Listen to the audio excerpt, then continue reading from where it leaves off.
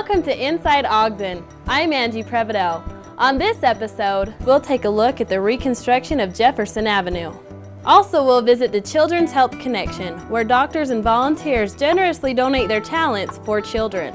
Right here on the Wasatch Front, we'll visit a man who has not only rubbed shoulders with the greatest, but also reached heights that very few men have been able to accomplish. If you haven't been down Jefferson Avenue lately, here's a sneak peek of what's been happening. 2 years ago, Ogden City decided to pick an area of the city that they felt was in need of renovation. They chose Jefferson Avenue. They spent approximately $750,000 doing the street, bringing the railroad original trolley tracks back up out of the street. They added the gas lights, they enhanced the sidewalks, put brick down the middle of the street, and they targeted houses that they felt that they could be part of a renovation process. The house was originally 13 apartments when we saw it. It's been basically gutted. It's going to end up being our primary residence with 3 low-income apartments in the basement. So, and as you'll be able to see in a little while, there's activities going on in just about every part of the house right now. In the 2600 block, they chose 2 houses that were in fairly bad shape, also multifamily. They chose to tear those 2 houses down and build a historic style townhome that had Victorian flavor, Victorian character, but had wonderful floor plans so that people could live in the historic district but be in a new home. Through various programs that the city has, they've enabled us to rebuild some of these houses or restore them and bring them back to their former glory. In the 2500 block, they chose 3 homes and found single-family owners so that those were converted from multifamily, which is problematic, back to single-family. Welcome. We're in the foyer of the house. When we first saw the house, you opened the front door and all you saw was a tunnel with doors on each side. It was just completely filled with apartments that were so tiny that you really would not have wanted to live here. This is the Eccles Historic House. It's about 110 years old, and it was pretty hammered, beaten up. It had been renovated many times. We've succeeded in recreating what we think is very close to the original house. I just love these old houses. I mean, the house has a history and it just talks to you. It took me a while to go through and find out what the house really wanted to be. And the house will kind of tell you what it wants to be. If you come this way with me, you'll see the stairway is being recreated. That stairs was what we believe is very close to the original. We recreated it from some scars on the wall in the plaster that gave us an indication of what the original stairs looked like. The original stair was destroyed. It took us a while to discover where it was. And then it was confirmed by Mrs. Reese, who we interviewed a few months ago. She just recently had her 90th birthday and was born in the house here in 1914. So along the way we'll talk about some other tidbits that she told us. One of them is here in this bay. Doesn't look like very much right now, but she told us that this is the spot where the Eccles family always put their Christmas tree. So we're going to try to recreate that tradition. One of the problems that faced us in trying to restore this house was to get some documentation of what the original house looked like. Originally, this room that we're standing in was a front parlor. The room right next to us was what they called their back parlor. Well, we're kind of modernizing things a little bit. We decided we wanted to be, I guess the right way to say it is historically astute, but didn't want to sacrifice any modern conveniences. So this room is going to be our living room. The next room is going to be the dining room. This was a Victorian house, and even in its historic day, it was there were areas that were very labyrinthal, hallways, dark corners. So where we could, still within the spirit of the historic style, it's a very open, sunny, bright effect. Come on through to the kitchen. This is the only fireplace that was original to the house. So that is being preserved and returned to operating order. As you can see, we've just had the kitchen cabinets put in and painting in the kitchen. So this is the one room that is closest to being completed. Steve and Nancy Jones, the owner of the home here, came into Home Depot to order their granite countertops and their kitchen, and we were asked to come down and just help choose exterior and interior colors for the home.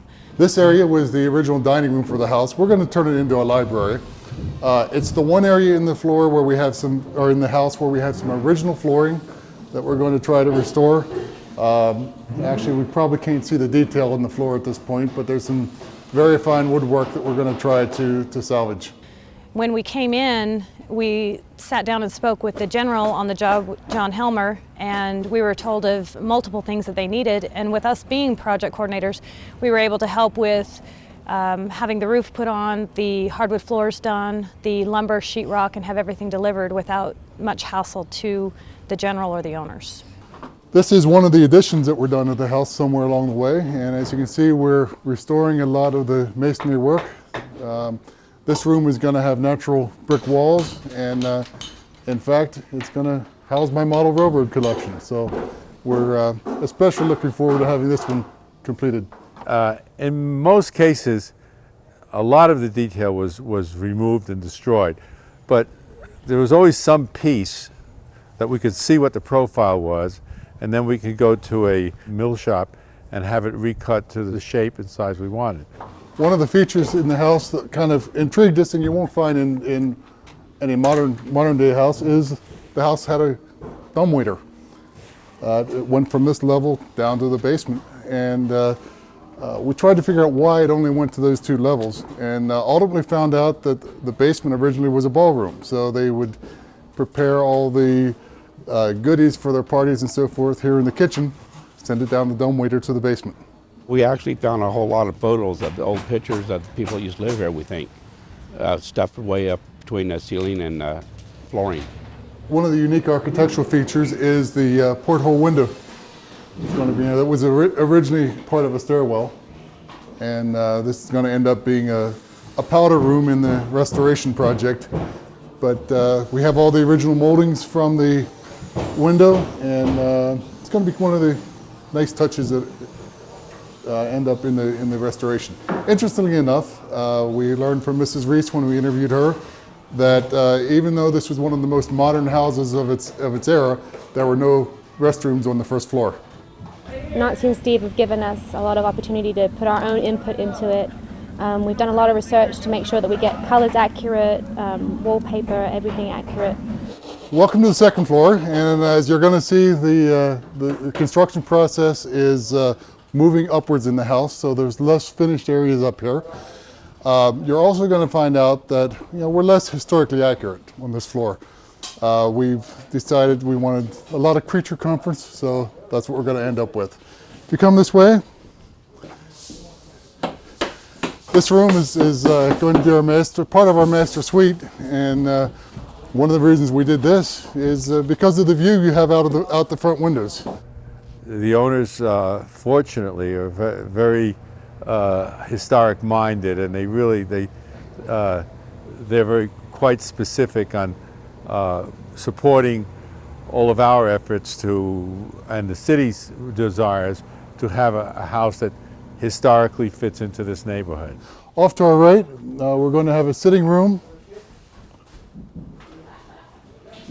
We've added the fireplace. That's not historically where the fireplaces were in the original house. There was a huge chimney that went up through the center of the house, had at least one fireplace on this level, 3 fireplaces on the first level. It just wasn't practical to recreate that, so we did something close. Master bath, walk-in closet here.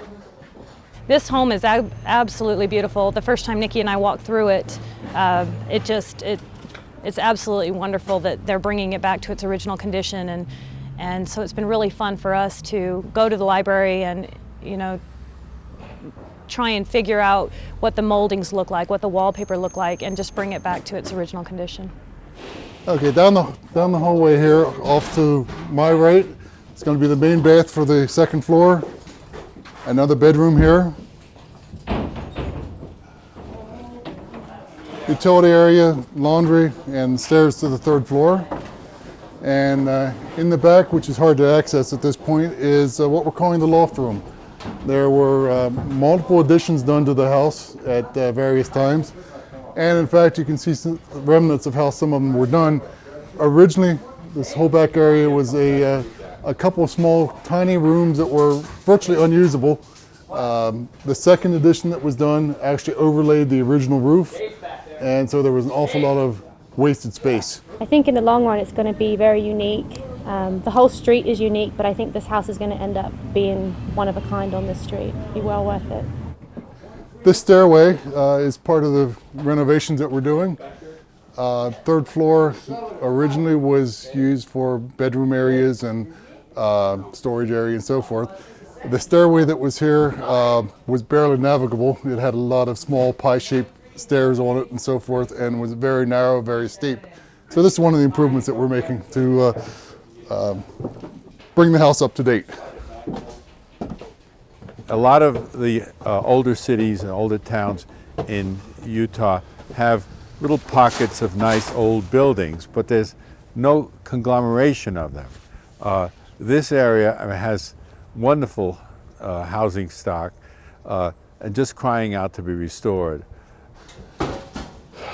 This floor we are doing very little with in this renovation. It'll come in phase 2 or phase 3, but one of the original bedrooms that were here on the 3rd floor. And again on this side there's another one. One of the things that we're doing in anticipation of future work is we've roughed in a bathroom on this level. So that will come sometime in the future. The person that probably has the most influence over what happened on this site is Mayor Godfrey. It is his heartfelt intent to improve areas of Ogden. I guess another interesting historical fact about the house, it was at one time a fraternity house called the Beta House, part of Weber State, and you'll see some remnants of that over here on the wall. I guess that was their emblem for the group. So it's kind of a curiosity at this point. We've removed a huge bar and all kinds of remnants of, this was obviously their party room. So we hope to have a lot of fun ourselves in this area.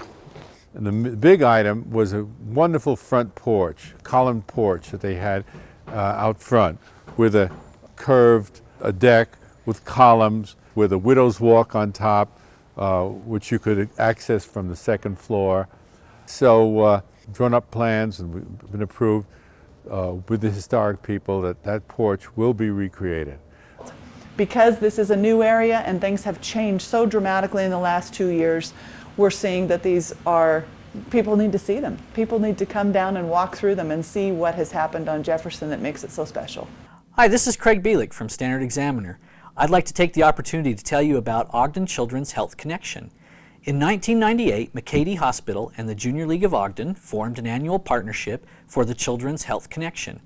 This 2-day event provides health care services for the underserved and underinsured children. Services are made possible by donations from Junior League of Ogden, McCady Hospital, and a wide range of community sources. The Children's Health Connection has experienced a tremendous growth from the initial 500 participants in 1998. Healthcare professionals and Ogden community members volunteered to provide free physicals, immunizations, dental care, vision, hearing and developmental screenings, as well as new books and book bags, toothbrushes and toothpaste, and haircuts to help prepare the children for the first day of school. Over 70% of children who participate are Spanish-speaking only, and half are uninsured. The following is a video to give you a better idea of what we do.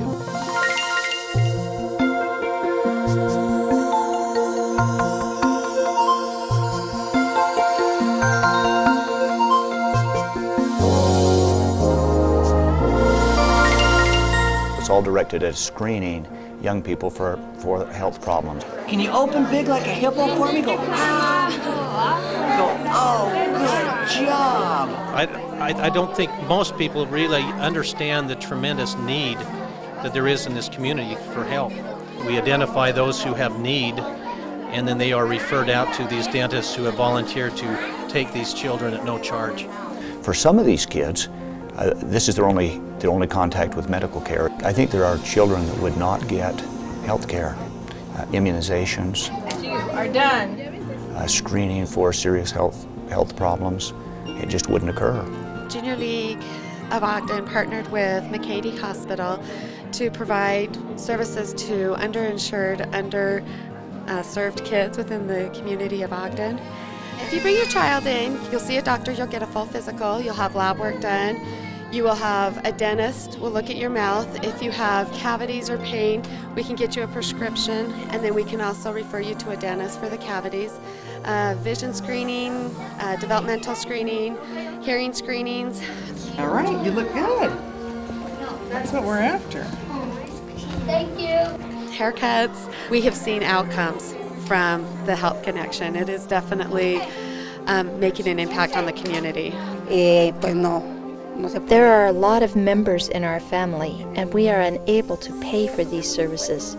This helps us financially, and we're able to take care of our health. Of course, we're looking for anything serious, but they also get immunizations and urine checks and all of the other ancillary things. We came here and they checked his ears and they found a tumor. They sent us to a specialist who looked at it and said that he needed to have surgery, so they did it. We have had, over 3,000 participants. If you have a healthy community, you'll have kids that will finish school, you will have kids that will want to do better. You can't come away from something like this without feeling that you've contributed a little bit. So it feels so good. Financial donations would certainly be of great benefit. So I felt that I could give back some of my time. Did good. Okay, now go home and wash the walls, and clean the house, and use that arm. It's one of the things where you can use your professional skills to an advantage. We're reaching out to children who perhaps don't have access to the kind of services that we can offer on a volunteer basis. We come to the doctor and we don't have to pay. When any of us are sick, they take good care of us. You brush your teeth? Yeah? 1 or 2 times? 2 times? Okay. Looks good. Do you want a sticker? Yeah? It's an opportunity to embrace the community in which you live in. Damos las gracias. We give our thanks to those in charge of this program. It is very good and it helps us a lot. Personally, I am very thankful. The initial Children's Health Connection services are provided free of charge regardless of income or ethnicity. Children identified as moderate to high risk receive follow-up care throughout the year at no cost to the family. Additionally, attempts are made to establish medical providers for each recipient and to enroll them in public assistance programs. Although demand increases each year, the Junior League of Ogden and McCady Hospital raise money, write grants, and encourage medical and dental provider involvement throughout the year.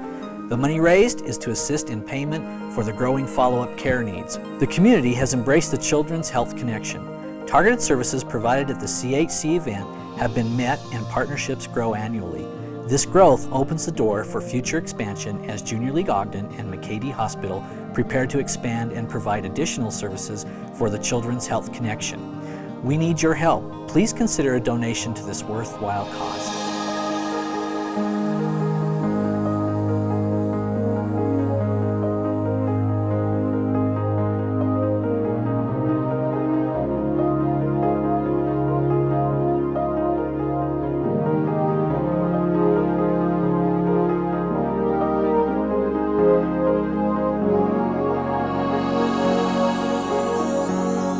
Larry Scott has been a resident of Utah for over 25 years. He is truly one of the greats.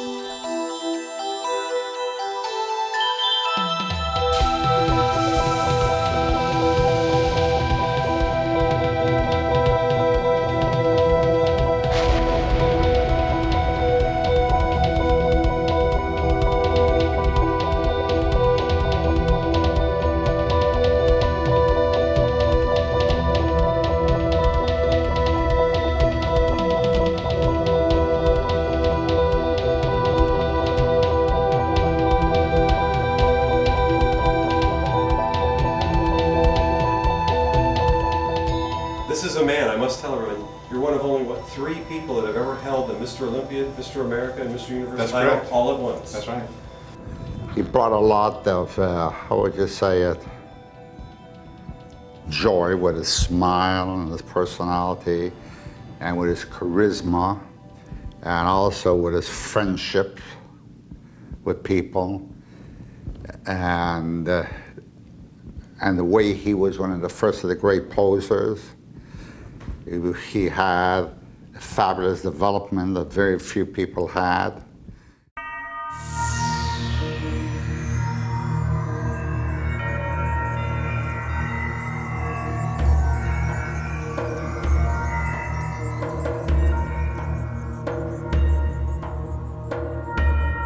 And I felt something funny happening. The first time I ever felt a pump. And I ran in the house. And I went in the bathroom there, and I closed the door so my sisters couldn't see what I was doing. And I looked at my arms in the mirror, you know, and they looked bigger. And I tried to comb my hair, and they felt funny. It's the first time I'd ever felt a pump. And man, I got excited. I said, whoa, man, something is happening. So I ran back out here, and I got that thing out. You know, I started doing more of those things. I started growing. I could feel myself growing. There was no one like Larry Scott. When he came on, the whole place just came alive. He was spectacular. He was like the all-American boy. He was very influential on me in my bodybuilding. I chased this guy. I'm telling you, he never worked out with anybody, and I followed him for 2 or 3 months. Larry, come on, let me work out with you. Well, I work out pretty fast, and it's hard to work out with anybody. Finally, one day I went in and I was waiting, and he said, okay, let's try it. And boy, we did it. We did it for a few months, and then I went to Italy and I started doing the Hercules pictures. But I got all pumped up from working out with him. But I did Muscle Beach party with you, one of the bodybuilders. How are you, pal? It was good working with you. You're a good man. Thank you very much. Yeah. One of the best of all time during his time.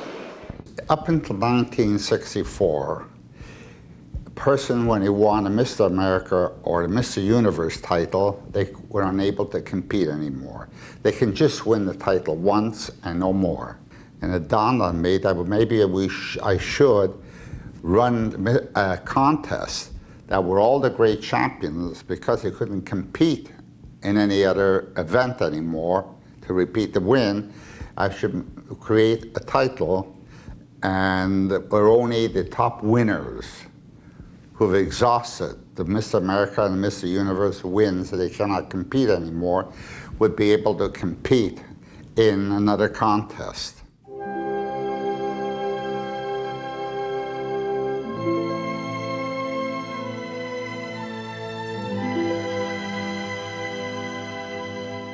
We came on stage very slowly to the podium, and there was so much applause that was taking place even before he began to pose. And when he did, the applause was thunderous. You know, I thought that the whole balcony was going to come down on me.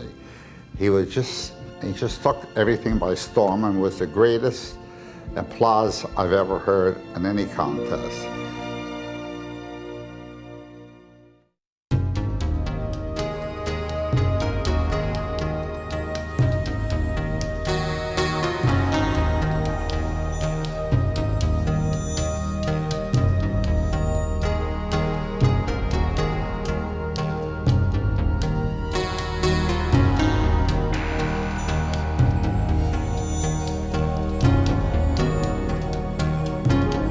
I hunger to tell people these things. The other day I was driving from my home to work, and I saw this real heavy lady taking her son to school one morning. And I looked at the expression on her face, and she just was kind of almost hopeless. I could see it in her face. I said, man, if there's just some way I could tell this lady how easy it is to look and feel good. And I felt that passion surging me, saying, I have got to get these secrets out to people. I felt a real need to it.